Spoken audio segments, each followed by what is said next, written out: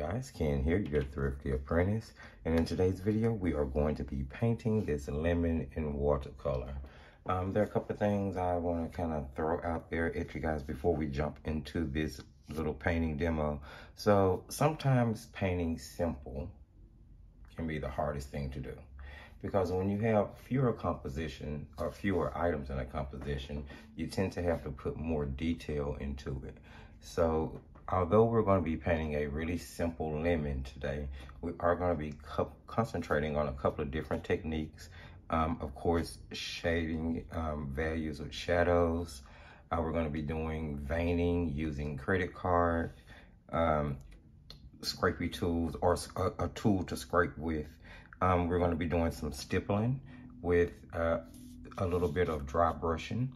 And then I'm also going to be taking this particular painting and scanning it into my computer in order to reproduce it. So you guys hear me talk all the time about how a lot of the little paintings and things that I do, excuse me, instead of just throwing them in a sketchbook or in a box or in a folder and leaving them and never really doing anything with them, I try to use them, right? So if you guys stick around after the painting demo, you'll get a chance to see exactly what I do with this project after painting the lemon.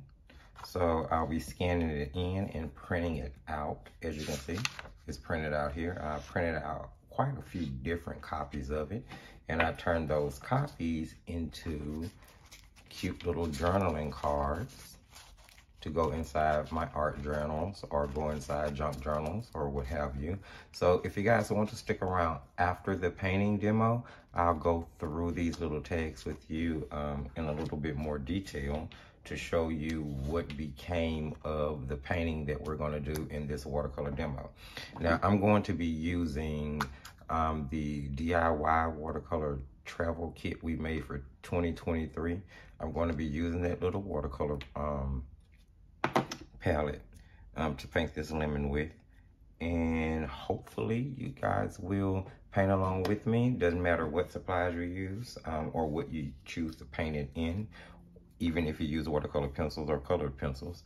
Paint along with me and have fun. So I'll see you guys on the other end of the painting demo, just in case you want to stick around and take a closer look at the journaling cards I made from the painting that we're doing today. All right, see you guys soon. We are going to start off here by painting in the leaf. Now I am using the DIY 2023 watercolor palette that I put together in a previous video. If you guys want to go check that out, I am just mixing some of that yellow, which is by Camel watercolors, along with some of the phthalo blue, which is a core watercolor, and I just mixed those colors until I was able to get the base green that I wanted for the leaf. After painting in the base layer, I took the credit card scraper and went in to paint in the veins. That's going to scar the paper now and make the color deeper where the scrape was done. Wonderful way to add details, and I'm sure you guys have seen that many times before. Now I'm laying down the shadow of the leaf onto the lemon, and I am using a mixture of the phthalo blue, the raw umber, which is I forget who that's by at the moment, and then the Payne's Gray, another core color. They mix together to make the shadow, which I painted under the leaf onto the lemon. Next, I'm just using straight lemon yellow, and again, that's the Camel watercolor, and I made a really watery layer, and I just painted in that first layer just to base it in. Now, the paper that I'm painting on is the Universal Mixed Media Pad paper from Jerry's Autorama by Creative Mark. You guys see me using that all the time. I tell you, it is a wonderful all-around paper that will take a lot of different products and work really well.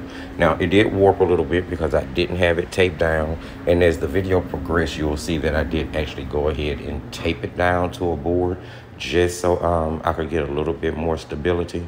Now here you see me painting in the shadow areas of the lemon in order to give the fruit more roundness.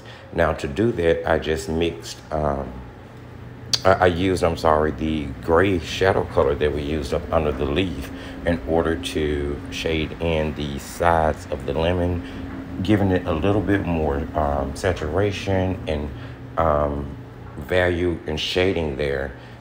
Again, just so you'll have darker values towards the end and the lighter value going towards the middle. After that dried, I painted a glazing layer of the yellow on top of the entire lemon, which would deepen the original layer as well as add more color and saturation to the shadow areas. Now you'll notice I'm taking that yellow and I'm going over the shadow under the leaf. Because that shadow would be reflected onto the lemon, it would contain some of the colors of the lemon itself. So it's still going to be really dark and saturated. It'll just have a bit of a yellow tint to it, which I thought lended a little bit more to the realism.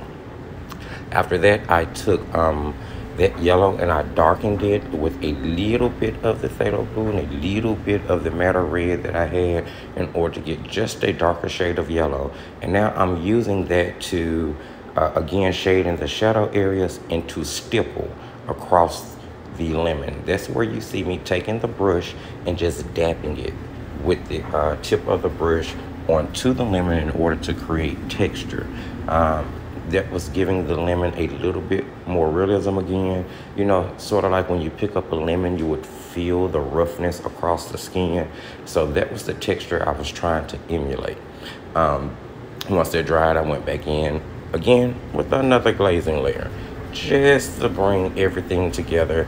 I wanted it to look like it had texture. I didn't want it to look patchy though.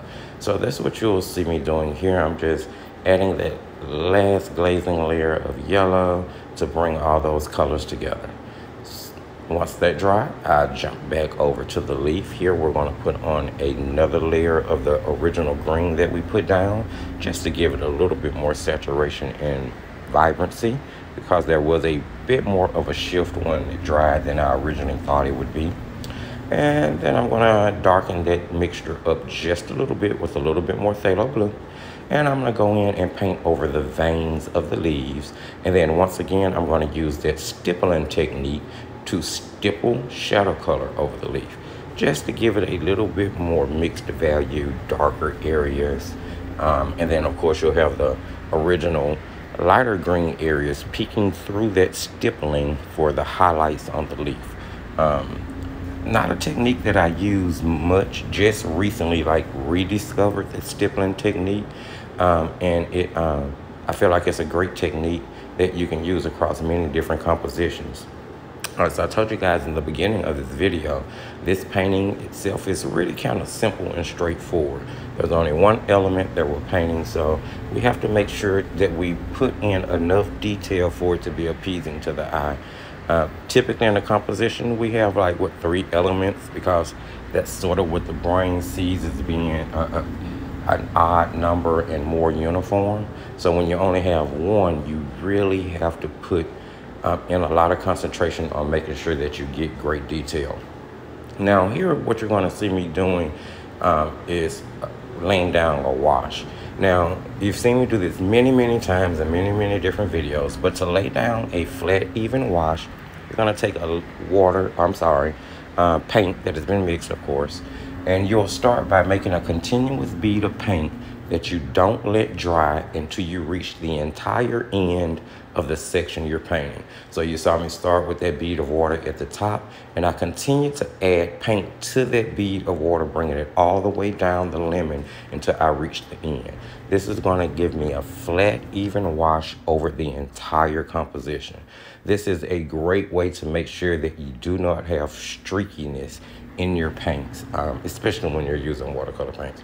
Well, actually, watercolor paints is the only technique that I know to use that in. Not much of an acrylic painter, but I've never seen that technique used in acrylics or oils. After that first glazing layer, I decided to go back and put on a second one. What I'm doing is continuing to build the saturation and color in the lemon. I wanted it to look as real as possible, although this was a more expressive painting. So I dabbled around until I got that to where I wanted it to be. And then, of course, I'm going back in again with a stippling layer in order to add that texture back that I may have removed by putting down those 2 flat washes. Now, although I knew that would probably happen, I wasn't really happy with the consistency and the evenness of the color, or should I say the paint that was on there, which is why I went in with those 2 layers of washes to even it out. Never be afraid to go back and try to fix something that you feel may not be right, or it may not be pleasing to you. I mean, take the time to go ahead and try to fix it while you can. You do have to typically wait on watercolor to dry in order to do that, but there's nothing wrong with that. Keep in mind, it's a piece of paper.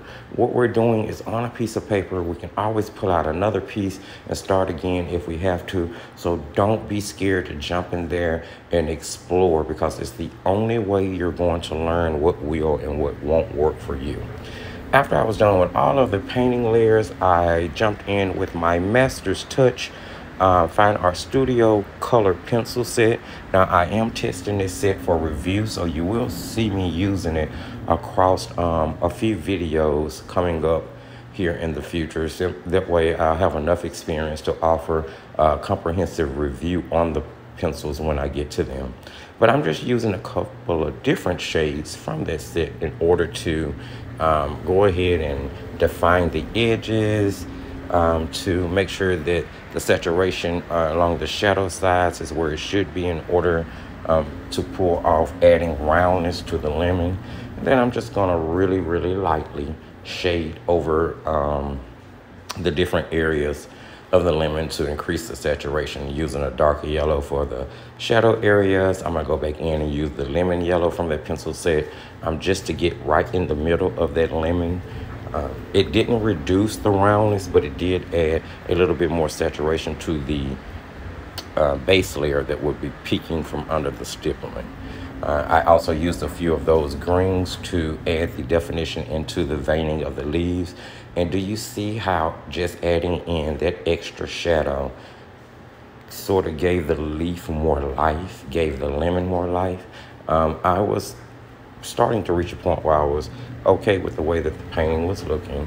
Next, I'm going to grab a brown colored pencil, and what I'm going in and doing is adding the brown spots that you sometimes see on the leaf of a lemon or on the lemon itself. So I'm just going to pick a few spots to add in the, I guess you would call the dead areas of it, or where the leaf may actually be dying. And I'm gonna do that on the leaf, and I'll do that around the edge of the leaf a little bit. And I feel like it did also add a little bit more definition, maybe a little bit more realism to the leaf.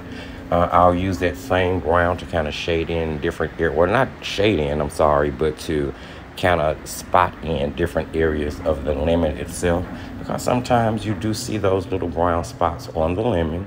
And then you'll see me grab a green and kind of dot in some little green spots towards the bottom of the lemon. Again, something that you typically see on a lemon after they've sat in the refrigerator on the counter for a minute. Next, I'm grabbing my number 10 jelly roll to go in and add in a few highlights. Of course, you know, guys, my highlights are always really sharp. I like that look. You never have to do anything that I do. My only goal is to give you guys the ideas. It is my hope that once you have that idea, you will take it and run off in your own direction with it. I'm going to sign this painting, and then I am going to go ahead and pull it off of the backing board. Keep in mind that you can use a heat gun or a hair dryer to heat that adhesive, or pull it directionally away from the paper to keep from tearing it. So hopefully you guys enjoyed the painting demo. It was actually a lot of fun. March has been sort of this whimsical, have fun, spontaneous painting month for me. One more video left. Well, this is the last painting video for this month. One more video left for the month, and then we'll move into April. I have a few videos in April as far as watercolor and watercolor pencils planned. It's going to be a little bit more serious, but I really did enjoy the month of March and doing all this little fun, whimsical, quick, simple, but still allowing me to concentrate on my techniques type stuff. Yeah. So, guys, I wanted you to see what became of this painting. So after I finished the painting and had shot the painting demo, I decided to scan the painting into my computer. Now I have a printer that it also serves as a scanner. So I laid it on the scanner bed and just scanned it in. Now once I had it in the into my software, into my computer, or in my case, my phone, I loaded the scanned image into some photo editing software and did just a few adjustments to it. And then I printed it out, several different copies, and I actually printed it on regular typing paper. You can print a regular copy paper. You can print it on whatever you want to. It doesn't matter. I could have printed them directly onto Bristol board, cut them out. The Bristol board would have already been ready on the back of the card for journaling or painting or drawing using colored pencils, pastels, what have you. You could print whatever image you decide to do, even if it's not the lemon that you're painting, whatever you decided to paint and print, scan in and print. You could do it on mixed media paper, watercolor paper. You know, there's several different types of paper that you could print it on. In the back will automatically serve as journaling or drawing or painting space. In my case, I did it on regular copying paper. So after doing it onto copy paper, I paste the copy paper onto file folder. This is just regular manila file folder. And then I cut each one of them out. After cutting each one of the images out, I went through to decorate them in order to get them ready to drop into my pre-made ephemera box. That way, as I do my art journals and my junk journals, things that I'm doing for myself or for gifts, or even ones that I may list on the upcoming Esty Shop, they'll already be pre-made and ready to drop into those projects. So here, let's just take a closer look at each one of them. So I used in most of these beautiful little butterflies, and these are actually cake decorating butterflies. Now you can pull decorations from all over. Listen, if it's in my house, it's fair game. And it is a crafting object or art object into proven differently. It's just that simple. So I thought these are really gorgeous. And I just used the clear sticker here. And a lot of them are going to be really straightforward and simple like this. The back, of course, I told you, is file folder. This is great for writing, drawing, especially for having a toned background with colored pencils. Wonderful. Now, I've never tried to use watercolors on my file folders, but I do know that it will take graphite and colored pencils really, really well. Maybe even watercolor pencils, because you don't have to use as much water. I'm gonna have to give that a whirl. But these are really great inserts for the art books, art journals, sketchbooks that I like to do. Here we have another one, just a different butterfly and a different flower. Again, a lot of them are going to be really straightforward like that. Here, pulling out the pinks. I thought that was really pretty. I loved that butterfly. Okay. Just the same, just kind of trying to keep the colors harmonized between the flower and the butterfly that I chose on the first couple ones. Like I said, they're really straightforward. Now here I just added a different element, throwing a book page behind the flower, which I thought gave it a little bit more pizzazz. Really like this. So you can be as simple or as elaborate. See, guys, this is what I tell you all the time. You can use your artwork to do other things with. Don't just throw it to the side. Here, I just use stickers, and a lot of these are stickers. I love, love, love decorating with stickers. And again, another book page. That's from sticker book that I have. Really, really cute, whimsical stickers in that book. Now here, use stickers from a Dollar Tree, and this is sort of one of those 3D raised stickers. I thought that was really cute, and just paired it with another one of the butterflies. Here we have some gold script writing in the background. Thought this was really pretty. Now these will be, excuse me, great as not only journaling cards and tags inside your journals, but you could also use them to decorate with. You don't have to necessarily use them to make them some type of journaling tag. And you're gonna see that a little bit more with the last two that we look at. So here, this one has more elements on it because I was thinking more along the lines of using it as an actual journal cover or the focal image on a journal cover once you've laid down the backing paper, which would be a great way to use your artwork, to make sure that your artwork is going into the things that you actually sell or create or gift. And then this last one was specifically created to be a journal cover. And it says, do what you love. Those butterflies came in handy. I really, really, really love those. I've had those stickers. Again, we have a butterfly and some script writing going across the leaf, but using those clear stickers still allow you to see the actual image that you work so hard on.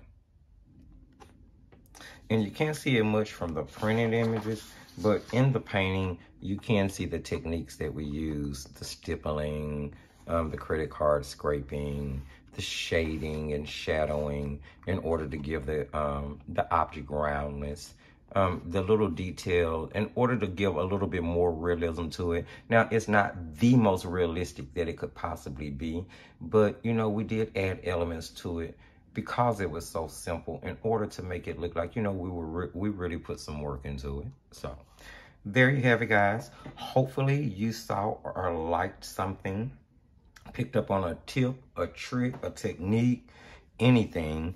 If you did, don't forget to give the video a thumbs up. It really helps the channel. It really helps the videos, and I really do appreciate it. Don't forget to share the video. Remember that sharing is caring, and there may be somebody else out there who would like to see this information. You can check us out on all the social media sites. That's Facebook, TikTok, as well as Instagram. And you can check out the Thrifty Apprentice sponsored Facebook group, Paints, Pencils, Pastels, and Markers. Wonderful group, really growing, welcoming new members all the time. And it is where we do all things artsy and crafty. We are all welcome because we're all a part of the same community, right? Right. So there you go, guys. You will see these again in the future being stuffed inside some journals somewhere. And remember, as I tell you at the end of every single video, just keep painting and crafting.